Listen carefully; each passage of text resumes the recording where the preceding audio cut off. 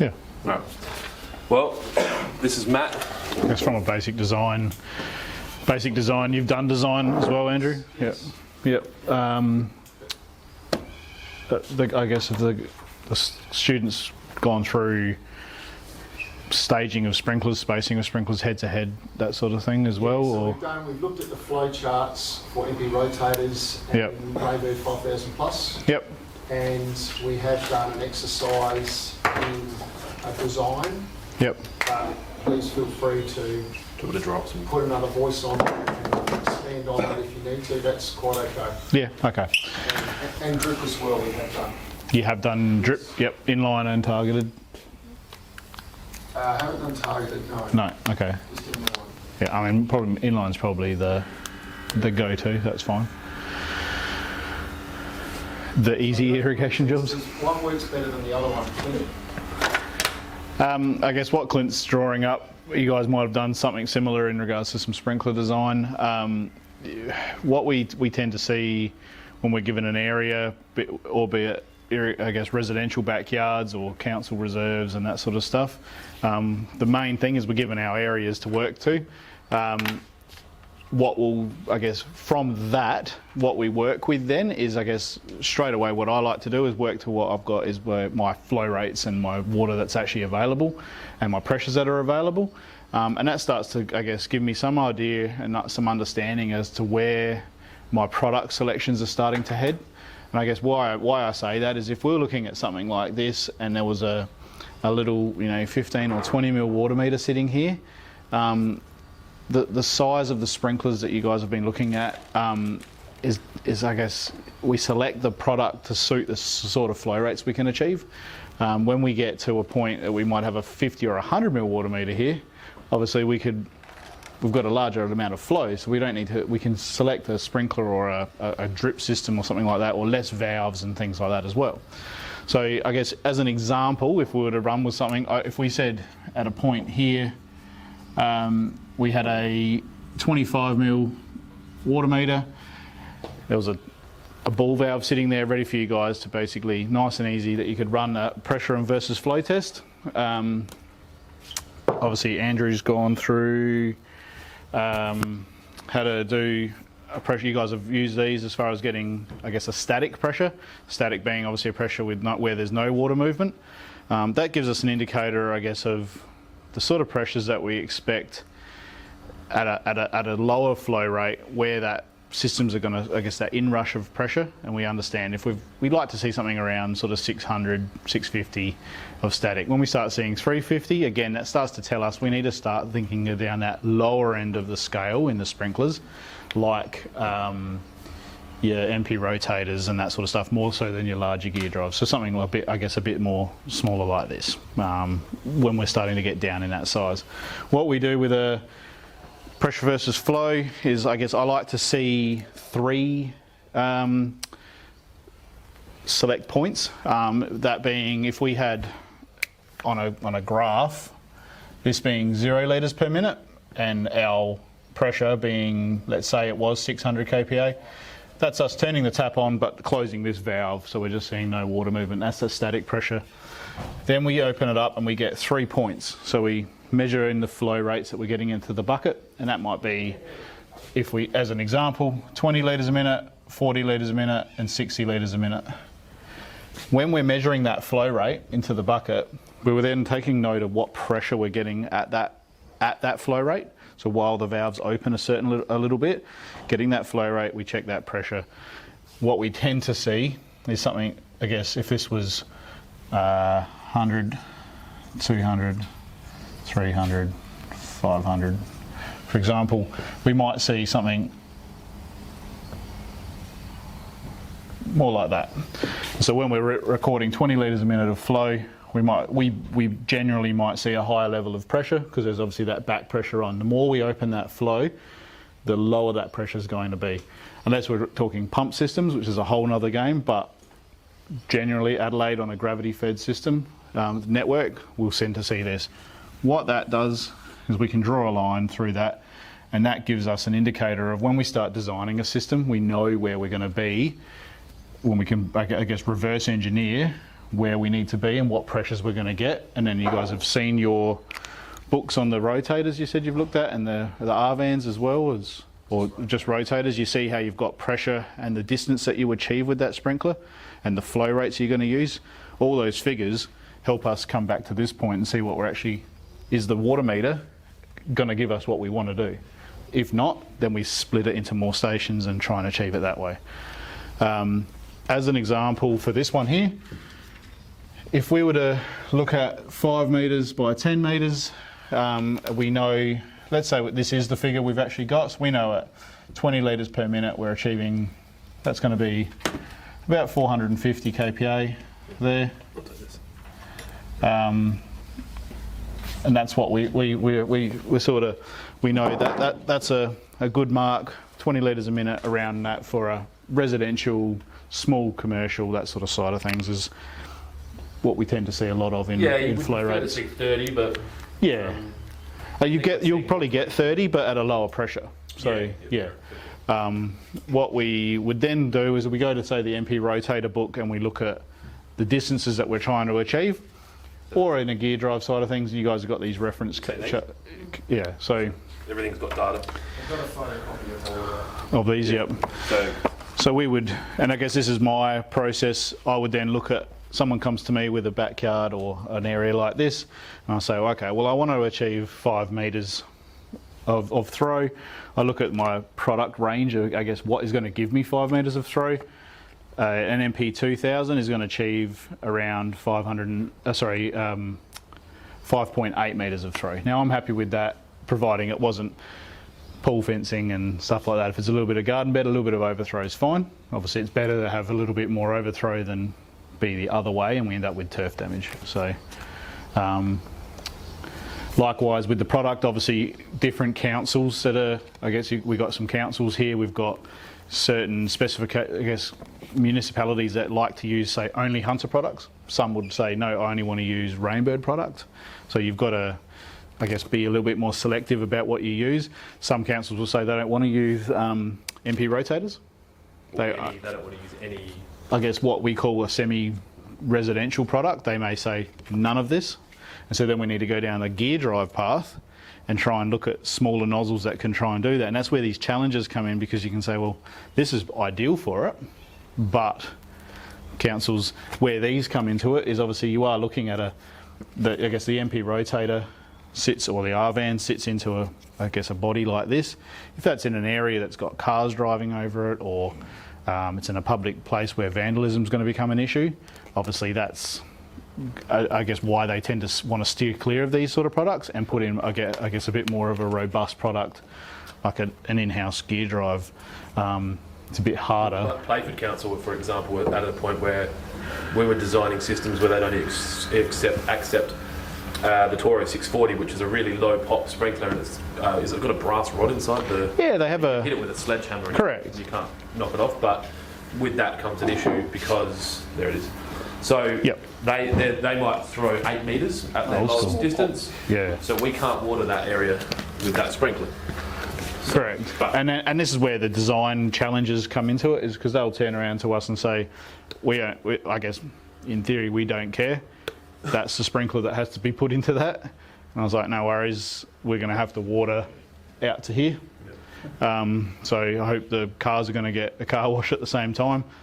It's not something we like to do. In a lot of cases it's recycled water now, so that's not acceptable. Correct. So then that's where we say, well, this isn't, and we have those discussions with those clients and say that we understand you want to standardise on a product, but it's the same as a V8's not required just to drive around town. It's inefficient, it's not useful. I don't agree with Clint disagrees, but yeah.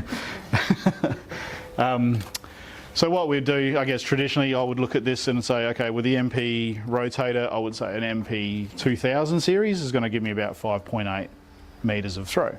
So can we tune those down? You can tune them down. While he's talking as well, feel free if you've got any questions. You're not stuck with the distances on these sprinklers. Every sprinkler, as Andrew would also appreciate, is easier and harder to adjust. Some work beautifully, some are quite hard. Some, to reduce their distances, require pressure regulation. Have you gone into pressure regulation on sprinkler? On that distances, Yep. I've made the point that you can't increase it, you can only decrease it. Yep. And it's only maximum 25% with the MPs, but the rotors, you can only diffuse it, you can't, it's still gonna, you're not, it's not a You can proper nozzle stream. down. Yeah, well you can nozzle down, yes. But then Yeah. if you're at the lowest nozzle and then you want to go down even further, it's not a pressure thing. Yep. Does everyone understand what that means? Like the nozzles that go into these sprinklers? So yeah, so I guess on the MP rotator and the R-van, these are what they call an MP being mass precipitation. Pass those around quick. Which, everything? In the nozzle and the gear drive, Yep. Yep. I haven't had a nozzle rack to display. So this is a Rainbird 5000? Yep.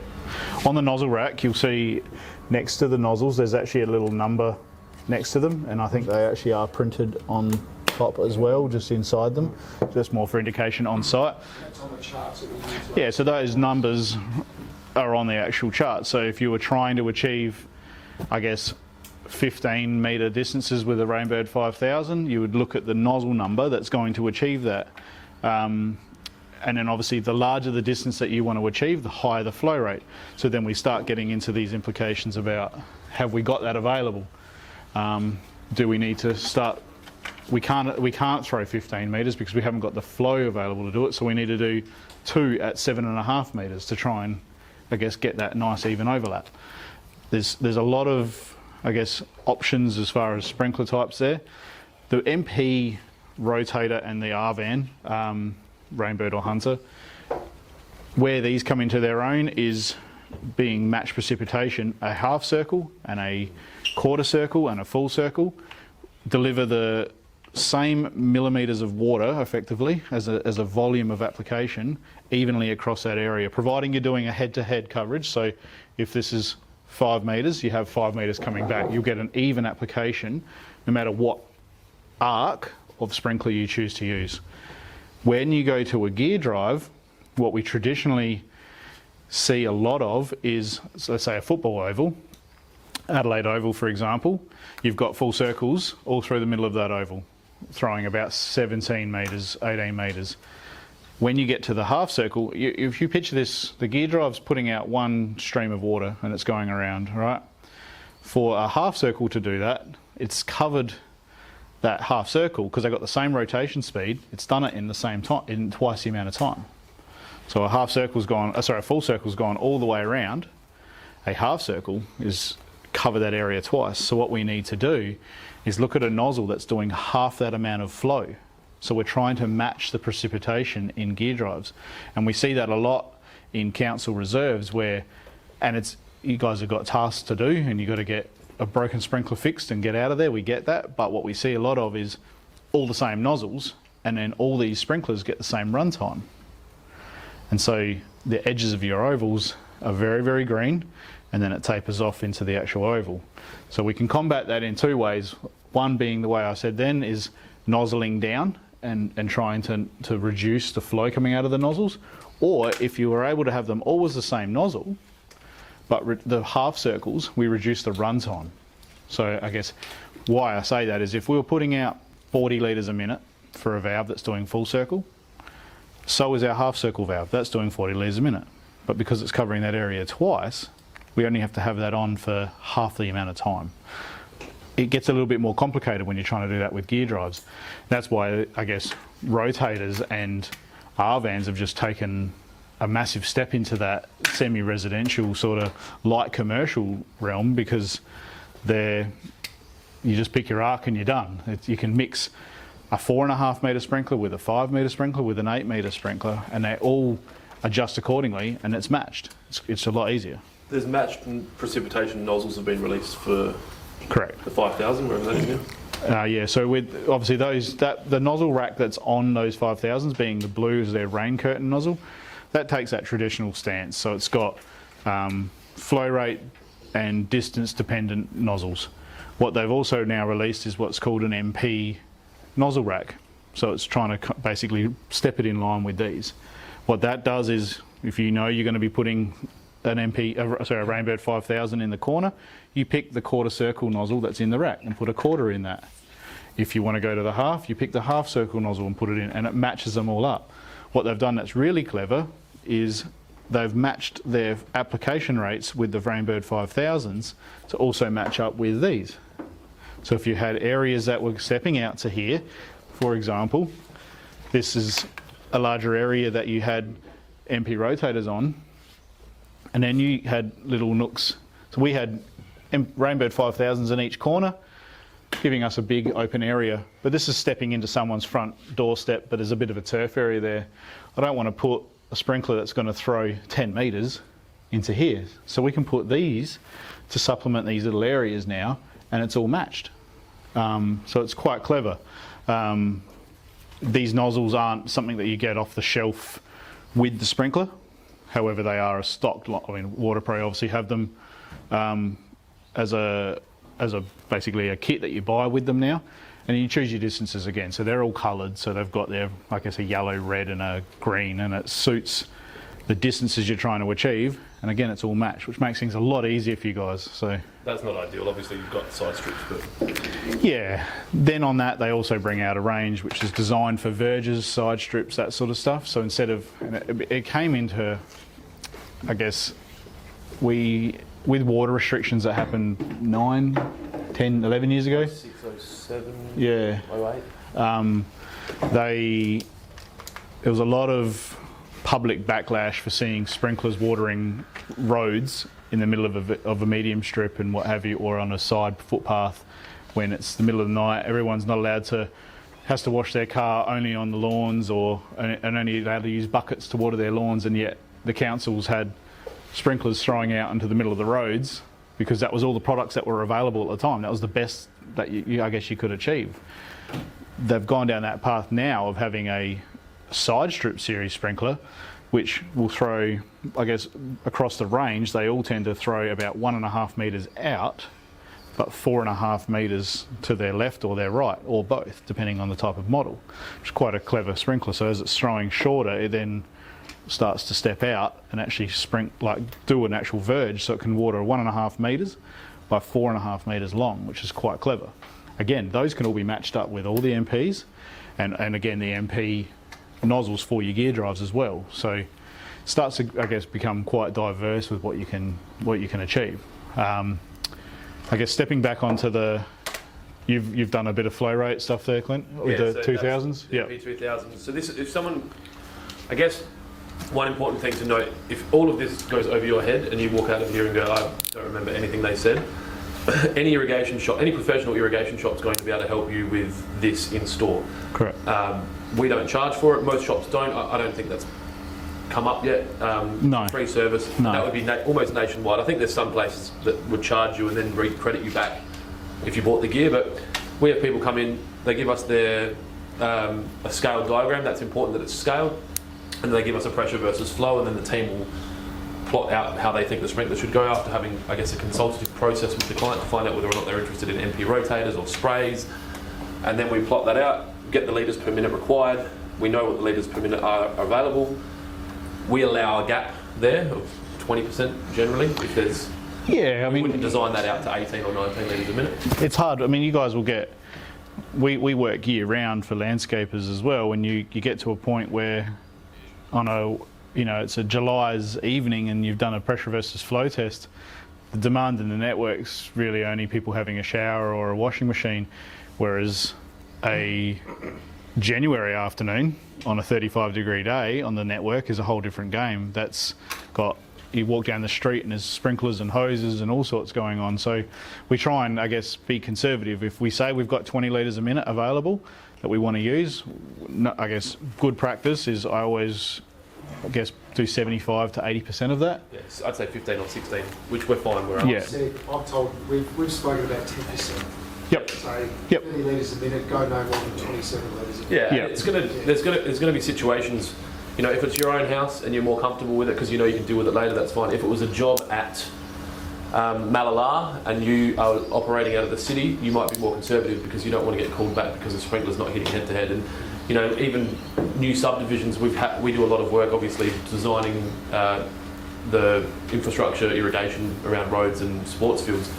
They're going to have another 5,000 houses built off that water meter. We've got a job at the moment where I think we're almost running out of water because of there's not enough water meters for the amount of water that we need to do. So you have to think as far forward as well. 10's good. I think 20's probably going to be more conservative, but it's situational. And again, and it's product driven as well. I guess 10's probably a safe thing when you know you're at a lower pressure and a lower flow requirement, because you're not asking too much of the network. When you start going down the Rainbird 5000, that gear drive, we need pressure in order for me to have a sprinkler here and hit that corner of that building. There's a level of energy and pressure that's required to do that. I don't want to be at the limits of doing that, because if we do have, I guess, a big summer, or you're seeing more and more now where houses are being subdivided, so where there was one water meter 5 years ago, my neighbour used to just have a nice big house. Now there's two houses on that block. Now there's 2 water meters, and there's 2 families of 4 or 5 living there. That demand on that network, on that street, is starting to become, I guess, it's increasing a lot. And yet you've still based a system on what it was 5 years ago. So that's why we try and build some contingencies in there, because the idea is these are a 15-year. We like to see these in the ground for 15 to 20 years. I mean, if it goes wrong, people just come and blame us. Like, if you do it, you do it. If we tell you to do it, it's our fault. So we have to be probably more conservative than you might be if you were doing it yourself. Yeah. It's probably worth moving on to pressure and flow. Yeah, that's cool. Has anyone got any questions about design? That's very rough. Obviously, I guess just finalising on the design, obviously Clint's put in the flow rates here for what off the card, what a 180 is going to be using versus a 90 degree. He's added all them up. We're at 12.36 litres a minute in order to water all of that at once. I've said we were at 20 litres a minute on that card, that flow rate. I'm assuming you've probably done it at 280 kPa. That's the flow I used, yeah. Yep. So. Sheets that I photocopy. Yeah, so you'll reference it there. Exactly what Clint's talking So that you would probably already seen it, but that I'm going along with that.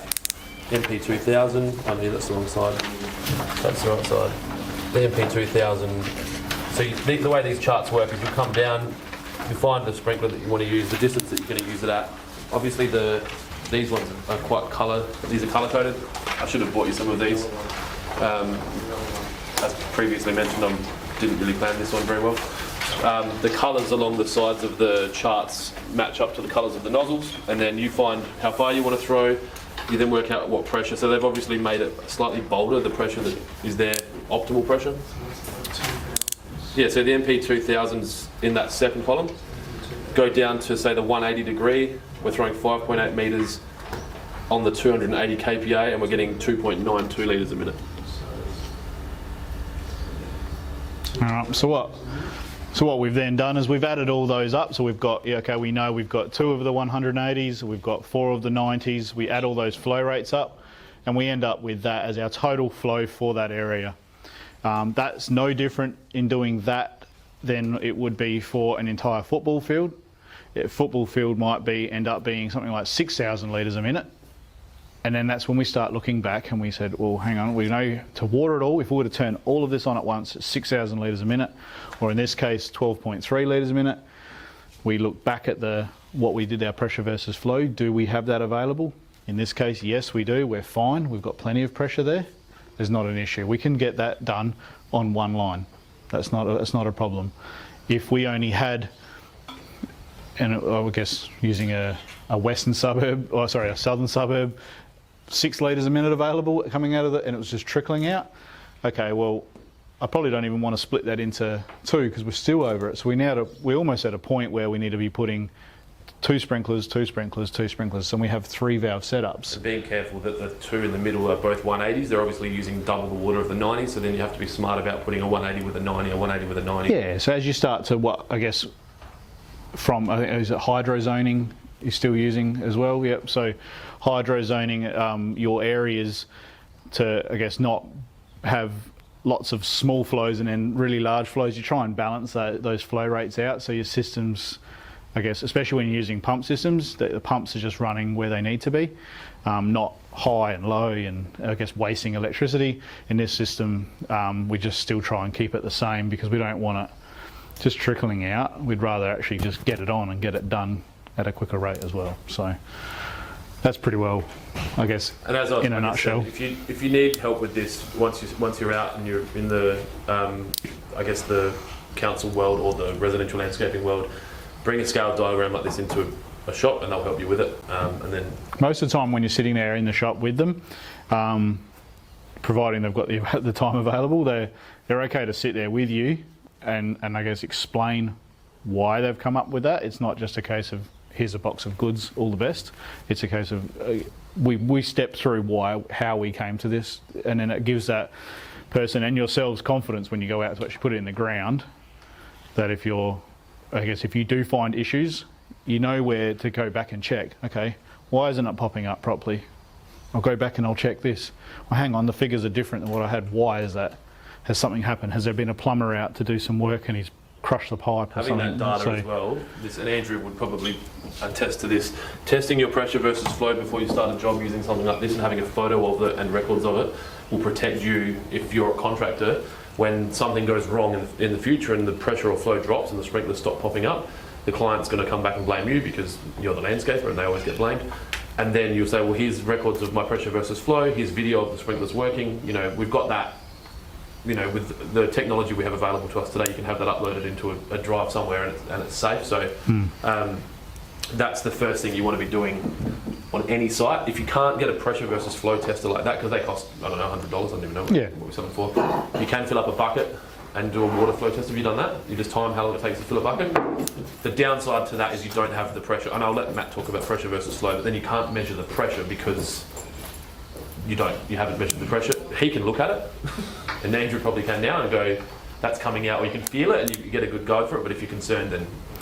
And any time, I guess me and Andrew would be able to look at a tap and turn it on and have no measurement is if I know I'm only probably doing something around 12 litres a minute, and I know that that's coming out harder than what I know I'm probably seeing 50 or 60 litres a minute out of a tap, and I'm fine. We try and be a little bit more mathematical about it, but sometimes we don't have these in our car when we've gone out to do a quote and what have you, so we try to. I would recommend that if you are doing quoting, like Clint was saying, as part of your quote, we see it with our landscapers coming to us to get quotes from us, that data's on the quote sheets.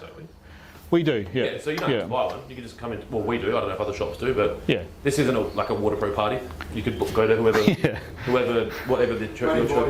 Yeah. No, but I like to try and remain impartial. And obviously, I prefer that you buy from Waterpro because I think we're the best. But if you have other shops that you've got relationships with, they might have a pressure tester they'll lend you, and they do irrigation design for free, and they do stock professional brands. And well, Bunnings aren't an irrigation shop. So I'm referring to, Think Water and Reese and who else is there? Plasflow at Glen Osmond. Like they're professional irrigation shops that hold brands like Hunter and Rainbird and Orbit and I'd reluctantly say Toro and the poly fittings that a professional irrigation shop are generally made in South Australia, and the poly pipes made in South Australia. Like you're getting different qualities of available brands at a professional irrigation shop because the brands like Hunter protect us. So they ensure that their products are being sold in professional shops so that they're getting represented properly, but it also means that you can't go buy them at Mitre 10 or Bunnings or whatever. Although you can buy an irrigation system from Bunnings. Yeah, and I was going to say, and that's the same as, I guess, a range of products as far as from a horticultural landscaping sense. You can get a multitude of products from hardware stores as well, but I guess specific tools, people go to specific tool shops to get, I guess, a quality tape measure versus something that's going to last the day and then they don't need it anymore. So on pressure versus flow, I guess we've done a bit of the flow and pressure tests, and I guess we get asked a lot, we ask the customer a lot, what's your flow rate, what's your pressure like? And I get, it's pretty good. There's no issues with pressure. The water came out. There's I've got. What's your pressure? 30 litres a minute. That's a flow rate. So, and we get that 20 times a day. The most common answer is it's pretty good. Yeah, you'll be fine. Yeah, you won't have an issue, mate. And I was like, we don't even know what we're putting in the ground yet, so we can't say that, but we what we tend to, I guess, the importance is understanding there is a relationship there, but there's no direct mathematical equation other than if it's a pump system, because we're a gravity-fed network in South Australia and most places across Australia. We're gravity-fed, and the way those networks change is it's pressure versus flow has a relationship, but they are completely different beasts. So you can't reverse engineer it and say, well, any house that's got 600 kPa is guaranteed it's going to be 32 litres a minute. It doesn't work like that. No. We explain the gravity side of things.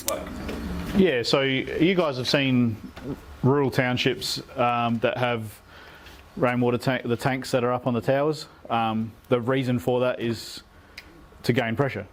All right, so they've normally been windmill fed or something like that that's pushed that water up to the top of that tank. Normally what we tend to see is that's about 10 to 12 metres in the air. That there, gravitational pressure of water is, for every metre, is 10 kPa. All right, and so as we start to get up, we see our water supplies and what have you are all provided in hillside tanks and what have you, and it's fed down to Adelaide that way. When we see pressures that SA Water will give us, and there might be no network there. If it's a new subdevelopment that the council are putting in and what have you, it'll be that pipe work is going to be 15 metres above sea level, and then they can sort of, I guess they can give me an indicator of where my pressures are going to be sitting based on gravitational pressure that off the network that's going to be coming to there and where it is, I guess, from the sea. So your western suburbs traditionally are your furthest from your supply, and the older infrastructure for all the houses take the water first, and then they're basically Mexico at the end, and they get whatever's left coming out of the river, and the pressures can be quite low. So why we ask for, I guess why I say that is 10 metres gives us 100 kPa of pressure. That's normally enough to give you a shower, maybe a couple of little mini sprinklers, that sort of stuff. But we obviously, with the rotators, we're looking at 280 kPa. So that's 28 metres of pressure. So if we were doing that on a rural township, we know we're not going to get that. So what we would have is that going to someone's house, filling up a rainwater tank, and then we put a pump in there to increase that pressure. And that's how we would try and boost that pressure in order to drive energy up to get that distance. The flow rate might not change, but we're trying to increase the pressure. And we can't do that by putting a pump in line on a main line. Not in South Australia yet, yeah. So I think in WA you can get booster pumps. I think everyone but South Australia. So you're allowed to boost. There's pumps out in the market that allow you to boost pressure, but not pull from the network. So there's a fear in South Australia that people put, and it's done illegally, is they'll put a pump in line and hook their tap to the actual pump and then pump out, and it basically pulls water from the network and takes away from other houses to supply their own house. They still pay for that water if they've not diverted or what have you, but whereas there's other pumps in the market that will maintain that same pressure that the water was always going to provide, but it spins it up basically and just increases that pressure to boost that energy to, if we did want to get that distance. So I guess that's where there's a pressure versus flow relationship. We'll say we got 600 kPa static, and down at the curve at the end, like we were here, our flow has increased and our pressure decreases. That's really the only general relationship that there is. Every suburb's different. The size of the pipe works that are there, whether that town is on a pump system, it's all different. So I guess we do recommend every single case, every site you do is completely different. And that can be, I did the house across the road and I know what their flow rate is, but that house could be completely different. It's on the other side of the road because the mains actually isn't in that street. They had mains on the opposite sides of the houses. It can be completely different. So the better quality information we get, the better quality information we can give back as well. So if we've got accurate pressure versus flow, those there, I guess, for $100 provide such a high level of insurance for you guys as well. So Where I've done an irrigation designs for council 10 years ago, put it in, the system, Rainbird 5000s, running beautifully. 6 months later, the sprinklers wouldn't pop up. Council came out and said, can you explain why your system doesn't work? And I was quite shocked because I turned it on and it wasn't working.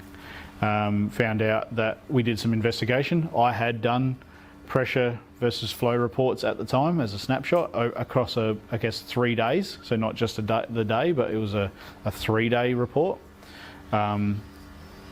We found out due to the water restrictions, SA Water, after probably a month of investigation, SA Water had reduced the pressures in their network to try and eliminate mainline blowouts in roads. The downturn was all these reserves in the areas just dropped, where all the sprinklers were designed to do 15 metres, they're now doing 11. Now you fly into Adelaide, you see it a lot, you see green donuts over all these ovals. That's a case of sprinklers being spaced too far apart and not enough pressure. There's nothing else there. So if you have that good overlap, you'll start seeing turf pitches like Adelaide Oval. There's not, I guess Adelaide Oval and MCG and all those places, there's not, other than fertilisers, there's not a lot more special that happens to them opposed to a tier 2 or tier 3 council reserve. It's the same process. It's just that they've got good coverage and probably a little bit higher water allocation budget, but yeah, that's right. But you can achieve good results in a back lawn and actually be watering less if you've got good head-to-head coverage. For every 10% you're out, for every 10% you're out in your head-to-head can be up to an hour of extra watering a week to be able to make up this difference. And if you, I guess you think about that, just to be able to achieve an area that is a bit dry in the middle and you need to water to try and, I guess, flood that area to get water there, what are you overwatering as well? And it's, on average, they say the difference of head-to-head coverage and not is normally about immediately a 33% water saving. All for the sake of maybe putting in 5 more sprinklers and a valve. Like it's another $150 exercise. You've saved that in your first year in water and you've got a better grass result. So, and that's a great sell for your clients or, I guess, patrons of the councils, all that sort of stuff. They see a nicer reserve. So, yeah. So you guys, obviously, we touched on sprinkler types at the start with the rotator being a matched precipitation. Then you've got your applying roughly, I think it's about 11 mil, 12 mil an hour. And that's, I guess, if you were to treat it as rainfall, you're applying a depth of about 11 millimetres. If you were to do head-to-head coverage, you're applying about 11 mil, roughly, an hour over the top of that water, over that lawn. When you go down to a gear drive, you sort of can be around that same sort of mark, about that 9 to 12 mil an hour. Have you gone through application rate side of things? We have. Catch can work? We did some Yep. catch cans 2 Cool. weeks ago. We did the LQDU last week. Okay, so you do it on the oval as well, or We've not? done it in some little turf areas out here. Yeah, cool. Does everyone remember their calculations? So you guys have obviously worked out, and that, again, that LQDU was what we were talking about before about not being head-to-head. You start seeing those, you would have seen those catch cans, if there's some inefficient areas of being quite heavily watered, then you see some pockets where there's just almost no water in them. That's that inefficiencies of, well, I guess, one, nozzle technology is not as good with some product. And so if you've stepped out your spacings or the pressures are wrong or the sprinklers are tilted, there's so many variables that can impact that. Correct, yeah. Council's still aiming for about 20 mils a week. Is that really, is there a number still, or 25 mils a week? So warm season turf being Cooch, Kikuyu, Buffalo, that sort of stuff in South Australia, to maintain an above average level of lawn is 25 mil a week in the peak of summer. All right. That's 25 mil of non-evaporated water as well. That's usable water through the plant. So obviously, if you had inefficiencies, like we were saying, if you were only operating a system, if you knew you had to water a backyard there for 3 hours to apply that 25 mil, but you were only really running, as you did that LQDUs, you were running at 70% efficiencies, you've got to increase that. If you were to effectively apply that 25 mil, you've got to increase that by 30%. And so again, straight away, we're now seeing 30% of overwatering in order to try and get an average of 25 mils on that. So that's a really good point. Remember last week, guys, one of those LQDUs we did was 50% for the drive rotors. Yeah. The Rainbow 5000 Plus springs. We've got an LQD of 50. Was it 50 exactly? Was it? Yep. That's not uncommon. Like we do 51. We do a lot of audits for councils, and we do DUs on every reserve. We like to see a 60 or 67 is not uncommon. No. They then try to rectify that out to 80. It's just a couple of arcs. There was a branch overhanging, one of the springs was hitting the branch, and it's just things like that. And just if you could tie it in, one of them was on a lean as well, just tidy those things up, it'll lift that up. But the point that these guys have made, everyone, is that if you are at 50%, to reach that, if we've done the calculations that we've done for, to how many minutes per night per station we've got to run the system for to apply that 25 mils a week, at 50% we've got to actually double that. Correct. To really effectively apply that water. That's right. And so that then becomes, from a budgetary point of view, unfeasible. So they say, we can't do that. We've got a council reserve that's already costing us, the reserve looks pretty shabby. It's costing us $25,000 a year in water to keep it to where it is now. We can't afford to spend 50, but I could charge you $30,000 to put an entirely new irrigation system in the ground, and now your efficiency's back to 75 to 85. And then you're not paying, almost $3 a kilolitre or something for, once you get over that threshold, it starts to become expensive. Even recycled water's at 75 cents to the dollar as an average, so it's not cheap to operate these things, especially if you're running on pumps and all that sort of stuff. Electricity becomes a factor as well. So inefficiencies are huge, and that's why we look at head-to-head. We get a lot where people say, I really want to trench around the whole thing, man. I just want to put 3 sprinklers down here and it'll reach that side. That'll be fine, won't it? I'm like, well, water will get there, but you end up with green out to dead. And it's just the nature of how it works. And people said they'll stand there and say, but it will work. I'm like, I'm not telling you that it's going to be okay. And I guess people will say, yeah, I just want to do that because that's all my budget can allow me, and that's fine. People do that, but I guess I just would stress to the point of the inefficiencies will catch up with you if you're not. I guess later on, 5-6 years time, you're going to have to end up probably trenching that in again anyway because it's going to look terrible. So, sprinklers on the just so you can talk about that. Residential sprinklers, we tend to see these options as well, but they're directly on the pipe runs through, and we put a fitting straight onto the base of. In Western Australia, they use a lot of articulated risers in their residential systems. Yep. But they also use PVC pipe for their laterals. The digging and sand too. Yeah. Correct. Yeah, that's right. So that's what we would normally have. Reason we use what's here is called an articulated riser or a rigid swing joint is it allows us, when we've got you picture an oval or a reserve that's been trenched in the ground. It might be a new reserve that is just being built. We don't know our finished height yet. We don't know where the grades are going to be, where the turf growth is.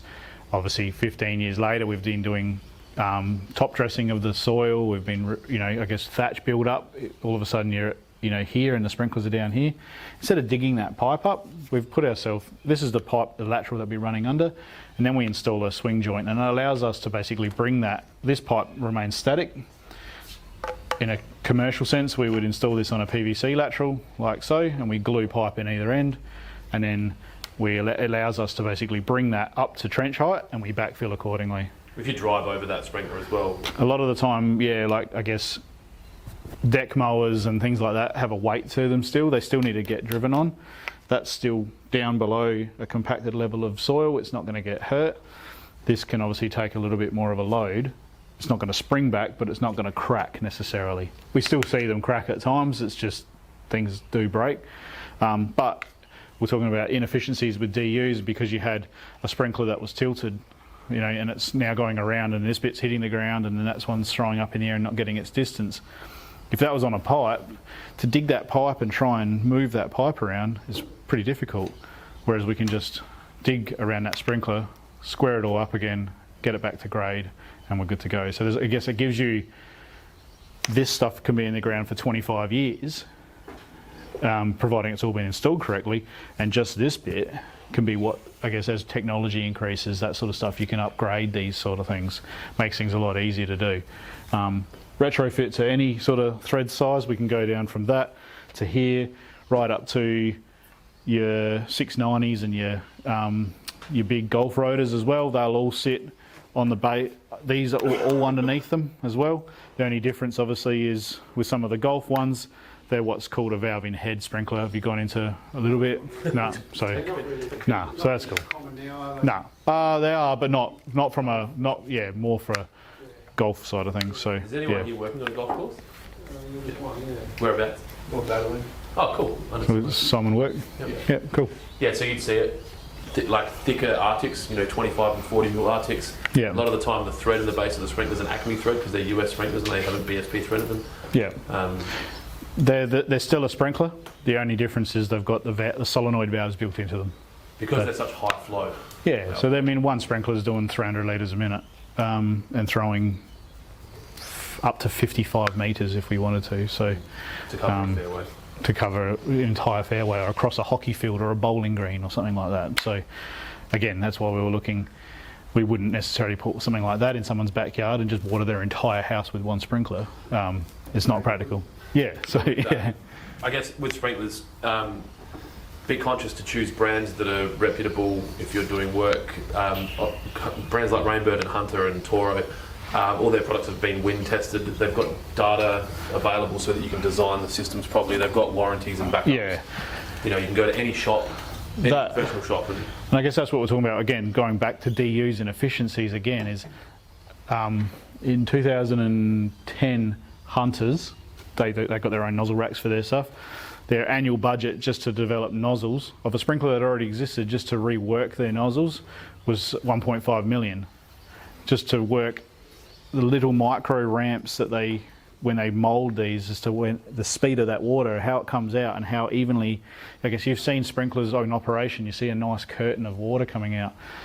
There's a reason, there's technology that does that. Some of the cheaper, I guess, non-reputable brands. Just a plastic moulded hole. Yeah, we've seen it before. Someone say, I need to get further with my sprinkler. I just grabbed an 8mm drill bit and drilled through that, and that worked beautifully. I've got this beautiful stream, and I'm like, yeah, but you could walk underneath the stream and you're bone dry. You've just got someone standing there with a hose, so there's nozzle there. So I guess that's probably the most important thing. Reputable brands and stuff that you're comfortable and ease of use, and you're going to get support on the back of them from reputable irrigation shops as well. So no thread tape in sprinklers either. Yeah, and so you see a lot of them say no pipe dope. That's I guess American side of things, which is what they use as a liquid thread tape, but it's still a no thread tape on here because they're a tapered. No thread tape anywhere here. I do put it in here though. That's not tapered. That's an open female thread. Most brands in Australia are. This is all tapered. So as you start to tighten it up, it's starting to flare. If you put thread tape on, you can crack it. That's going to be very minimal, and it's going into the lawn, which is what you're trying to water anyway. Yeah. If you didn't tighten it up, because obviously things happen. Yeah, but it allows you to obviously do little minor. I guess that's tight enough, and I can still move that, no problems, and I'll be happy with that. A lot of people say, "Oh, no thread tape, no worries. I'll go that," and then all of a sudden the thread's halfway inside. It's not needed. It's just a firm feel, and you're good to go. So, all right. I've got manifolds, valves, controllers. What do you want us to it's 11:25. I want to make sure that we don't go down rabbit holes that are boring. You done valve setups?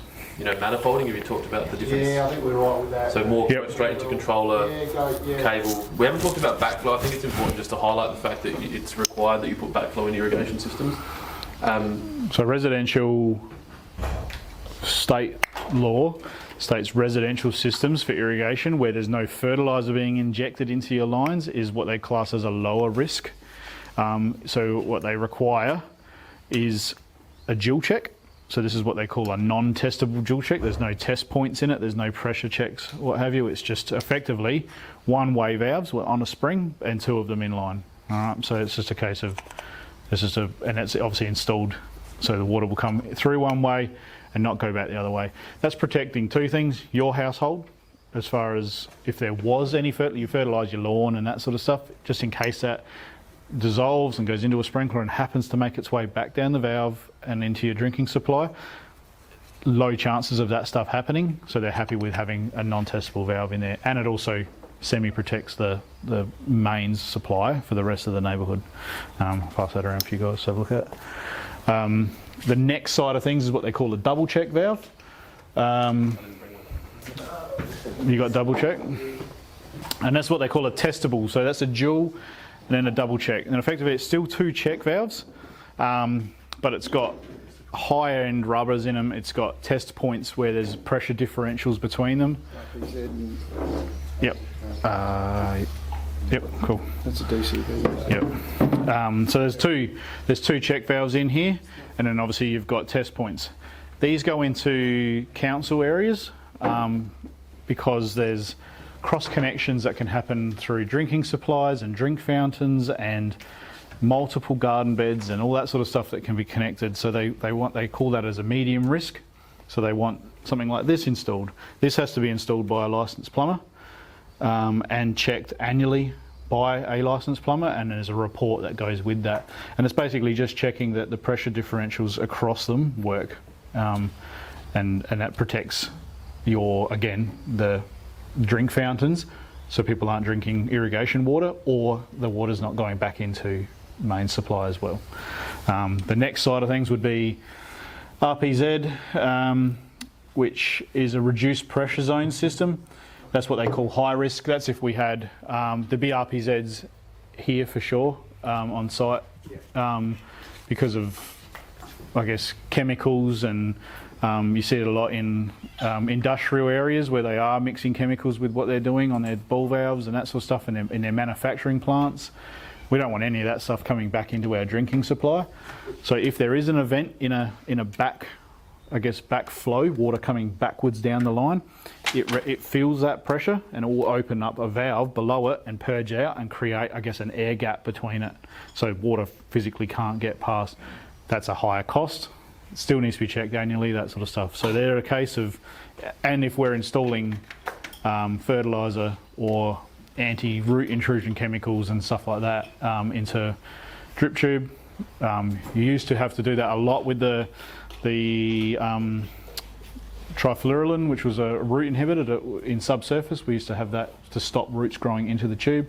We've moved away from that now in product, where we're just using copper built into it, and plants react with copper and it will burn the edges off. So we can get away without having to use chemicals a lot more now. We've looked at an RPZ, which is the one on the desk there. Yep. It's up in the nursery, guys. Remember we looked at that device up there? It's because they've got a fertigation unit in the nursery. Yep. And there's an RPZ. The RPZ's got to be a minimum 300 millimetres off the ground to the bottom of the vent, which is when that's... Yep, so that'll allow clearance and an air gap there. So they're all above ground. Yep. You see them in service stations. Yeah, there's one, You see them in hospitals. I think you've got an 80 mil or 100 mil blue one on Crossroads out here by the oval. There's a big one there. It's up above ground in a cage. You can see the big water meter and that as well. It's on the site here, so it's quite big. That feeds the entire site here, but because that's the main one for the entire neighbourhood, there's so much stuff going on here, they still want one. Obviously there's one at containment for the fertigation that protects nothing from that side coming back, but then they still want to protect the actual SA water side of things as well. So The only state in Australia that requires 2, but... yeah, and just adds costs, and yeah. How many times have you had that argument before? Yeah. I've had a few. I was like, why didn't you just put 8 in? If one doesn't work, and Yeah. I've just set you up controller to cable, node to cable, program runtime. Cool. Have fun. Thanks. controller setups, you guys have done wiring? Yes, we have, but Yep. he's Cool. I guess, got our angle on it. no worries. Traditionally, you guys have obviously done a bit of wiring up of station valves. Traditionally in Australia, we have multi-core, which is all different colours, which is great. Americans all run red or all black. They don't actually have multi-colours. I don't know why. I think it must. The video that we saw last week, remember they're all in individual red cable. Yeah, but it must be because you can charge more because you're on site for 3 days trying to wire up a controller. Well, they're going to be 3-core. Yeah, cool. So in this case, traditionally, there's no set ruling other than if a council was to ask you, but we use a common cable. Traditionally is black. Do you tend to use black yourself? Yep. Some councils will say they only want to use white. It's just, I guess that's being an AC current in a controller, in a traditional controller, that's basically the return link. It creates that circuit. So we can link that up. Basically, we would use the black cable and we would wire that up to at the controller point in the C port on the controller. Then if we were using, in this instance, there's only 2 valves available on a 3-core cable. We would use the yellow and the white to go to corresponding valves that are there. So we would say, traditionally, I guess what I used to do was put wire up at the valve, and I would have, I guess, a notepad or my phone out, and I would say, well, valve 1, I knew that solenoid valve that was in the valve box was going out and doing that lawn. And I'd call that one valve 1, and I'd say yellow cable or yellow wire. And the next one I would write green wire and so forth. And when I get back to the controller, this is sitting there ready for me to do my wire up, and I do the same of what I saw here, up here. I went alphabetically. So my colours were in alphabetical order to 1, 2, 3, 4. Well, then I knew. Oh, that's how you actually installed? Yeah. So I'd have black as a common, then what is it first? Brown, Yep. blue, brown, yeah. Yep, cool. So, and obviously you got white and yellow, you know that you put your... Yeah, and obviously on the valves, multiple solenoid valves, you've seen, if it's an AC valve, you've seen that the colours are exactly the same. That's by design, is because it's an alternating current. So polarity, it's not a polarity driven coil, so it can be however you want to do it. It's just that you can't cross connect them. So one of those cables has to go to that common and one has to go to a corresponding colour to allocate it to that station. It's as simple as that as far as from a allocation of wires side of things. When you go down the path from a hunter node, you guys dealt with battery nodes at all? These step away from a controller. You see these a lot in council and back, I guess, homeowner stuff where they don't want to worry about getting an electrician to put a power point in for them and get the cables out and run cables out. They just want to put this inside a valve box, have an isolation valve, have a dual check valve there, and then this just does the back lawn, just to do that one square rectangle area that we had. Pass that around, that's Hunter's new node BT, which is a Bluetooth node. Yep. You guys might not have seen it yet, but have a look. And they've basically just gone down the path of making that, instead of sitting there in the ground, brushing redback spiders out of the way, you can basically, within Bluetooth range, don't have to lift the valve box up or anything, you can just talk to that with your app and do what you need to, turn things on and off, and go from there. Obviously, when you go to a battery operated system, you see we've got a black and a red coil. It's what they call a latching solenoid or a DC operated solenoid valve, because it runs a DC on 9-volt batteries, runs a DC voltage. That's polarity driven. Those require, I guess you have to obey that polarity. So black must be black and being negative, and positive being the red, like a car battery, same sort of system. Reason being is because they're battery, they're not running a voltage. When we turn on, say, station 1, we're sending 24 volts down the line and creating an open circuit of power. That's always happening there. When we're doing that with a battery system, we can't be turning, you want a valve on for an hour, we're not having that battery driving power for an entire hour. The battery will be flat in no time. So what it does is it just sends a quick amount of pulse out there and creates a magnet. A magnet basically holds the plunger up inside this and just creates a magnet system in there. When you then turn the system off, or the controllers automatically wants to turn itself off, it just sends that signal again and changes it and then pops it back down. So it's only little pulse bursts. Hence why one 9-volt battery will get you 12 to 18 months of running this 4 to 5 times a week, no problems at all. So more sometimes. I've seen them, they've been 3 years and they're still going. I wouldn't recommend that. I normally say to people, even though I think smoke alarms are becoming more hardwired now, but I would say when you do your smoke alarms, do your battery, your 9-volt batteries. Yeah, just set up some stuff like that where it reminds you to actually change them. That Node BT has a battery button on it, so you can go out and press it and it will be a green light if it's good, and if it's not, so you could actually still go test it. And I don't know if the app does, yeah. So the app actually gives you a little battery symbol, so you know where your battery's at as well. So most times I think, I know that the Rainbirds version that they're bringing out has an ability to set up a calendar. So 12 months from now, everyone's got their phones on them 24 hours a day now. When you install them at your house, just set up a 12-month thing in your calendar to say change battery out. There's so many options to do that. Better that than something not working. So, well, you'll only find out when everything's dead. Yeah, for that's right. Of a battery. Yep. These do have the ability to be wall mounted on both options as well. So whilst we had this nice and neat up on a wall, and you know, or in someone's carport or something like that, and it was tucked away, you can still do that with these as well and have this just mounted up on a wall. There is battery options out there. There's solar options out there in control. You want to be careful with the battery operated valve with your cable run length, because the voltage drop from a 9-volt battery is impacted more from, say, an irrigation controller. You would have talked about, I think it's 15 metres with the node, isn't it? On that 1.5 cable, I think, or the 1 mil cable. So that cable that we've got here is 1/2 mil squared. Yeah. Residentially, this will run off of a normal 240 volt, 24 volt controller for I think about 120 metres. Yep. And most houses it's not an issue. If you're going past that, then you can step up to 1 mil. And commercially, we're designing 1.5 mil active, and then sometimes 4 mil copper. Yep. Which is ridiculous. Like it's lots of copper. Yep. Good for sales. Yep. I won't touch on it too much, but you step out of side of battery and multi-core, you then have Decoder, and a lot of golf courses will run this, and councils will run Decoder a lot. North Adelaide Golf Course is Decoder system, yep. So well, they run satellites, so there's a power feed to a satellite box, which is effectively a controller, but there might be 90 stations coming off of that, and it will run out. Other golf courses or councils run a Decoder system. Effectively, it's 2 wires, 2 very, very thick wires that run out to the system, and they're powered the whole time. I mean, you can run on some controllers 200 and 400 control valves off of this one 2-wire path. And 4 kilometres.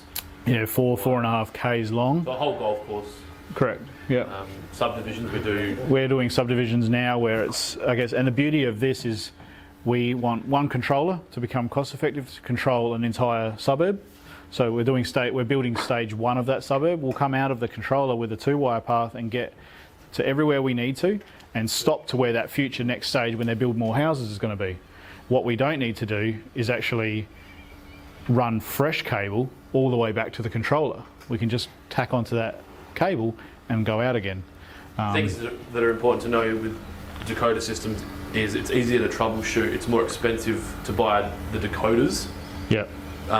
If you have a break, it's easier to find and it can reverse communicate. So Rainbird have got their what is it? IC. Yep. So it sends information back now, so that can help you with things. You can operate more than 1 valve at a time, which you can do with a standard irrigation controller, but only 2 because of there's not enough amperage to pop, say, a master valve and the active, or maybe 3. Yeah. But basically, the decoder side of things is you got your solenoid valve and you put a decoder on there, and that wires. A decoder is effectively a box that's got an address on it or a phone number, and that number is equivalent of you assigning that number 1 to that. You actually give it that number that's there back at the controller, and then so when we're on the network, we actually, I guess if it's code 1234, we know that was the first valve. It sends that signal down. The only one that's going to answer is, I guess, who's got that same passcode, which is that 1234 number. So that valve will pop on. And that's how we can, I guess, eliminate needing multiple wires for every valve. We can just send, it's a communication path, not a power cable. So it's a lot easier. And I guess the only reason I wanted to touch on Decoder is traditionally in the market, there's a fear around Decoder is that it doesn't work because 99% of Decoder failures are through incorrect wire joins.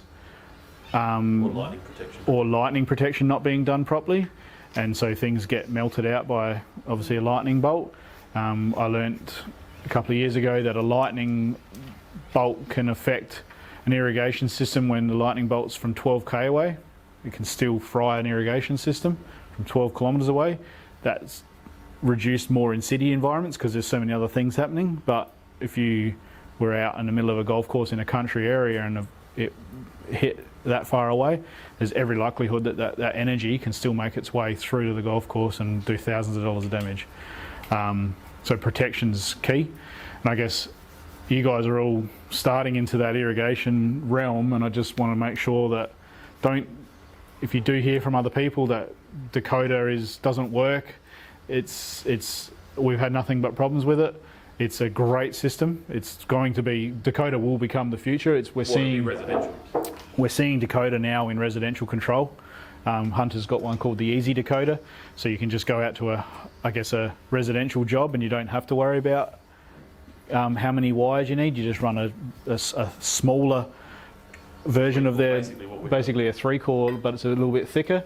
That just goes out, and then you can add as many valves as you like onto a residential controller, and it makes things a lot easier. So, fortunately, there's obviously employees that have been working in municipality for 20 or 30 years that have had negative experience with Decoder that are going to tar you with their bad experiences, and I think Matt's I guess a big advocate for high quality irrigation, and that's why he's mentioning it now, just to make sure that it's, the guy that you've worked with for 20 years is like, no, these are shit because they never work, they're too hard. It's not the case. It's generally those two reasons. Bad wire joint. It's a very sensitive system, but if it's installed properly, it's beautiful. You guys buy the latest phones because of the great ease of features and things like that it brings out to make your life easier.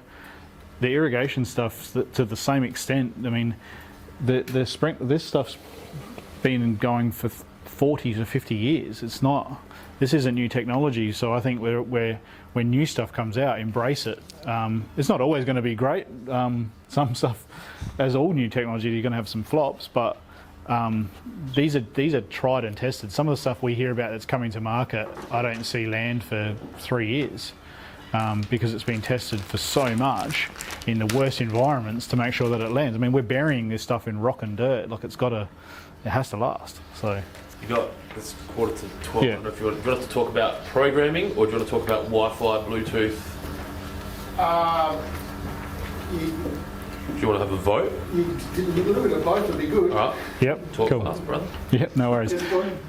We have spoken about programming last week and a bit this morning. Yep. Because Wi-Fi Bluetooth is something that I'm probably not as familiar with as what you guys are. Maybe talk about that. That's what I bought these two. Touch on programming, I've brought up great. Yeah. Cool. I bought these for that purpose. No worries.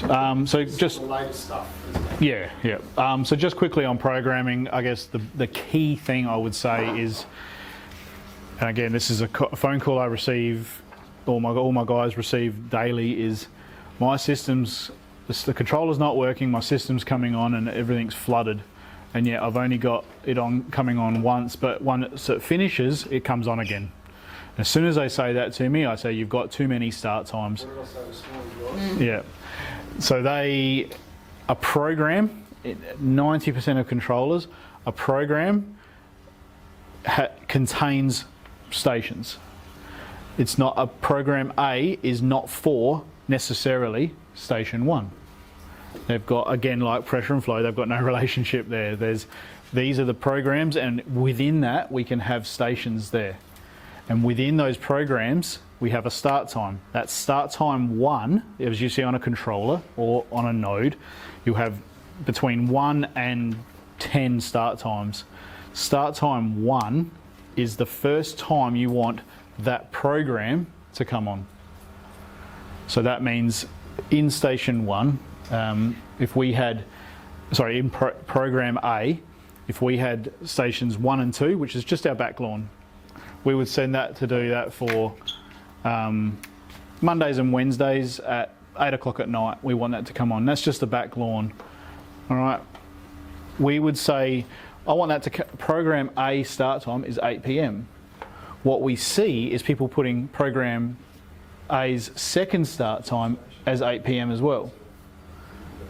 It's not. It's actually, what you've done is you've created 2 starts there. The only time we ever make multiple start times is if I'm trying to do turf establishment. I put new lawn down, we put seed down. We're trying to, I guess I want to do a morning one and an afternoon one. So I'll have start time 1 being 6 a.m. and I'll have start time 2 being 6 p.m. So I can get a couple of waterings, or 3 in a day. We'll do one at midday as well. So you could have lawn is valve 1 and valve 2, it's on program A, and gardens valve 3 and 4, you've got them on program B because they have different programs. You can also have those gardens on program A as well, so they get watered under both programs. correct. Yeah. So yeah, these stations can be assigned to multiple programs. Where there'll be issues is if there's overlap. So And if there's overlap, a controller will stack. yeah, so 90% of controllers out there are going to stack. Yeah, I saw that this morning. I think the older ones don't though, do they? I don't know if an X-Core, an XC does, but an X-Core would. Yeah. So within the last 10 years, yeah, you should 100%, yeah, you'd be fine. You just need to be aware of that seasonal adjustment, particularly with the link these days, or the Wi-Fi stuff. You've got to allow a bit of breathing space because of that seasonal adjustment, which will change. Yep. If you seasonally adjust up, Yep. and your runtime will expand. Yeah, so what I tend to do from a programming point of view, I guess as a base point, and I think it's a great way to do irrigation scheduling, is traditionally everyone just puts it in 30 minutes. You guys have done your DUs, you know what your application rates are, and you're going into soil relationships as far as water holding and that. Yep. Yep. Rate should be greater than the infiltration. Correct, yep. So you've worked through those side of things, so you know how much you can apply. You can't apply all 25 mil at once on a sandy profile because it's going to be down in the bottom. You need to hold it at a level. We look at trying to apply our irrigation schedule to our peak. So when we're talking about that 25 mil of watering a week, we want to achieve that schedule. To do that is what we call our peak schedule. That's the average summer run times. That's what we're going to put in there. And beyond that, I say we set that up, and beyond that we don't change anything else from there. And we use what's called a water budget or a seasonal adjustment. And that's basically as you start to come out of the season, like now, where we've only had a few, like today's I guess a hotter one, we're at a 33 degree day. So you could bump that back up to, if you knew you were watering, to that 100%. But as you're starting to ramp out your months, you start seeing those 19, 21 degree days now. We're not in the 40s. So we don't need to be watering 25 mil a week because we're getting supplementary rainfall in these months now as well. So we can start to decrease that percentage down to 60%, 50%, to the point where you just get to a point where you're like, there's no point even watering. It's winter, we're off. And obviously that's manually being done by a brain at the moment. The next evolution of, I guess, stepping into that, yeah. Need for you to be that brain, and then it does it based on weather data, rain sensors, moisture sensors. So a lot of you guys are learning soil type, water holding capacity, application rates, that sort of stuff. I guess moving from that into these controllers now have the ability, commercial controllers always have, these ones now have the ability for you to put that data into the controller via the app. And then I guess you put your postcode in so it knows your area and your longitude, latitude, and you put your soil type in. This one here can actually have the ability to put in a catch can data information as well. So Orbit do a catch can kit, which you can, it's a kit from what you've done. I think they're like the clear. Yeah. Yeah. You don't use the glass ones? Yeah, plastic. Yeah. Plastics, yeah, cool. Orbit, I think Orbit are going to, like, obviously Rainbird and Hunter have traditionally, and Tora have traditionally been the three brands of irrigation for South Australia. Orbit are a smaller, more nimble company, in my opinion, and they move faster. So the controller that Matt's touching there has the ability to communicate via Bluetooth to a tap timer now. So effectively, this tap timer has become a Wi-Fi controlled tap timer. So they're always doing they're always updating things. I think it's going to get to a point soon where you have a Bluetooth solenoid valve, like a battery-operated Bluetooth solenoid valve, so it's higher flow. These are obviously quite restricted, mains pressure rated, and then you don't have to run cable to anything in your backyard. This doesn't exist. I think it will. You have your controller that's communicated via Wi-Fi to your phone. That then sends out Wi-Fi signals, so Bluetooth signals to each of your things in your yard, so they have to be within that distance unless you have boosters. And then all you need to do is change the batteries in those as you would, because they're just sending out communication from that. But then if you're overseas and there's a lot of rain or there's a heat wave, you can adjust your controller with your phone from anywhere in the world, yeah. Providing you've got internet connection and there's power out to your controller. So these I guess putting in catch can data and things like that, the beauty of these is you can go down the path of putting a basic irrigation schedule in and adjust it, or having no schedule and just turning it on manually as you see fit, right up to having complete weather adjustment and leaving it to its own devices and doing what it thinks is the best for your lawn. I would never recommend a set and forget, I guess, sort of program. Giving it as much information as you can is great, but still I think human interventions, physically looking at your lawn and saying it's not quite right, I need to go back in and check some data here, and micro-tune that, and that might take 2 years or 2 seasons to try and get that to where you're happy with. That's just part of it. The beauty of these is they're actually quite cost effective. They're now basically on par with just your basics of irrigation controls. They're not like you're buying a premium price for something like this now. They've thrown the Wi-Fi in almost. Brands like Hunter and what was Hydro-wise, you'd kind of get your Wi-Fi, or Rainbird, you buy the controller and you buy the Wi-Fi adapter separately. That still is in a similar cost range to that. Yep. But then Hunter, if you want to have access to weather data and that kind of thing, you have to pay for a subscription if you want to go to the ultimate level. So I think Orbit, like if I was to buy shares in like any Wi-Fi controller for the next 5 years, I'd be buying shares in Orbit right now. I think they're nimble enough. The world's not like it used to be. I think it was very much those big brands just brought it out, and then there was no research being done by individuals. They trusted, the people that are in the store. Now the consumers are a lot more intelligent, and they're maybe not more intelligent. They have access to more intelligent information, and so they can go do their own research. A lot of the times, we've got people coming into the shop, and they know more about this than we do, because they've spent 2 days researching controllers, whereas we're actually just trying to run a business. So,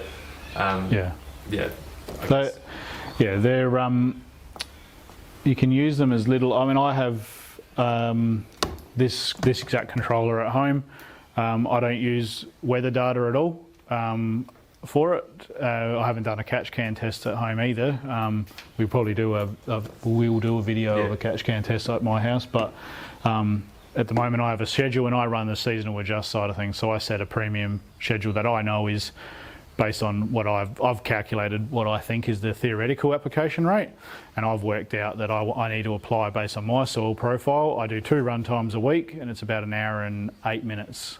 And so at the moment I'm running at about 85% of that, because it's not been, I mean, the last 12 days have sort of only been that mid-20s. They haven't been overly required on the turf. So I could easily go down that path. It's, I guess, to be honest, purely laziness. So, but yeah, you can put as much data as you want in them. And I guess there's different versions of that. They are bringing out beyond that flow sensing into these controllers as well, where you can put a little flow meter in there. So then on your app's telling you how much water you're actually using. And then if a pipe blew out as well, or a cable got hit, it's going to give you reports and feedback to your phone immediately, and have the abilities to shut the systems down as well to protect your water. So if a pipe blew and it was reading a higher flow than what it had learnt, like we said with that sprinkler system we did before at 12 litres a minute, we would set that to say 13.5, because things change on site, like obviously pressures in the network. We'd set that to 13.5 litres a minute as a threshold. If that valve was on and we saw 40 litres a minute, well, that's not right. We've potentially mowed the top of a sprinkler off and we've not realised it. And so water's going everywhere at 3 o'clock in the morning. That controller's going to pick that up and shut the system down and send you an alert on your phone saying high flow on station 1, read 40 litres a minute when it should have been 13. And you can go out, get up in the morning, go out, have a look. Oh yeah, Station 1, yep, turn it on, there's this water shooting in the air, cool, I can fix that. That technology is from commercial and golf course systems in the same respect. All that technology's out there to allow you to go, oh, I've had a phone call from a neighbour that's near a reserve and there's water flowing down the street. Well, you already knew about it because the controllers told you it's station 5, and you go on and go look at your program and you go, well, station 5 came on at 3 a.m. That's when I got that call, that sort of stuff. I know where station 5 is on my drawing, on my irrigation design. I'll go out there, turn it on with my phone on the app. All of a sudden, yeah, now you see water, you can easily do a repair. You're not spending a day trying to find where this break was. There it is there. So it makes things a lot easier. There's probably a lot of things we haven't covered today. We could probably do another hour and a half session another day if you wanted. We obviously haven't. I've got 15 weeks to talk about this. Yeah, fair enough. So drip tube, manifolds, I've got a lot of stuff here. One thing I really wanted to show you, this is one of my favourite products if you are doing individual drip. This is a Rainbird dripper, so it's not made in South Australia, which is kind of messes with me a little bit because there's so many products that are made in South Australia that we can be using. But I'll just pass it around. If you want to have a look, this tool, you can push the dripper straight into the pipe using the tool, and now you've got a dripper in the mains or in your lateral, and you can run 4 mil poly from the outside of this dripper to a plant. If anyone hasn't seen that before, I just thought I'd show you. You can actually use the same tool to take it out. Is that the right side? Yeah, just grab the top. Oh, really? Yeah. Oh, there you go. And you can pull it back out, so I didn't even know that. Yep. So you can use that tool to pull it back out if you need to, and then you can put a plug in there. So I'll just pass that around if you want to have a shot with it. And I mean, there is South Australian companies that are tooling these whilst that seems like a simple hand tool, it's you do a commercial design along a 4K road, and you've gone, and I'll design it up, and you get a plant list that says there's 13,000 plants that are going in, and each needs 2 drippers, and you're the guy standing there that's got to do individual drippers because I guess individual drip, and it's probably having a comeback as far as inline drippers are great from a I guess you can roll out drip tube, you can grid it, and you can water everything. The downside of that is you're watering areas that don't necessarily have a plant in them or are never going to have a plant in them. So that's where targeted drip will come into its own as well. I personally use targeted drip on all of my designs that I used to do, unless it was specified to go the other way, purely because I knew I was getting water directly at that plant, not in an area where I was promoting weeds as well. But it's each to their own as well. So sometimes drip tube is easy because you can just run out runs of drip tube. It's pressure compensated, it's nice and even amounts of water, and it works great. There is a place in the market for this stuff still, and they are getting better at it as well, so it makes things a lot easier. If you need to access either of us, I'll just put our email addresses up on the board. Put your address up there too, Clint. My residential. We'll come and check your irrigation. Don't do that well. Our social media footprint is pretty ridiculous, so you'll find us, if you Google Waterpro, you'll find us. That obviously at Waterpro AU is one of the ways. I'm Clint at waterpro.com.au, Matt's Matt at waterpro.com.au. We're in Kentown, 20 King William Street.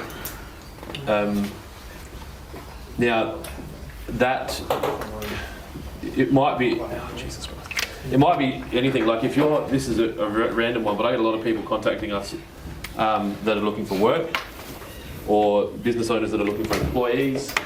If you want to talk about irrigation, business opportunities, always feel free to reach out. This industry has been really good to me, and I'm always happy to help give back as much as we can, and I know Matt feels the same. So yeah, that's all. If you've got any questions, we're happy to stay back. I know you probably, I don't know, I haven't been to like a school for about 20 years, so. Last year. No, more as sitting down here and actually having to listen to someone talk. Well, we normally have lunch around this time. For an hour and a half, but we're happy to stick around for 10 minutes if you've got any specific questions that you didn't want to ask in front of the group. Thank you both very, very much. No worries.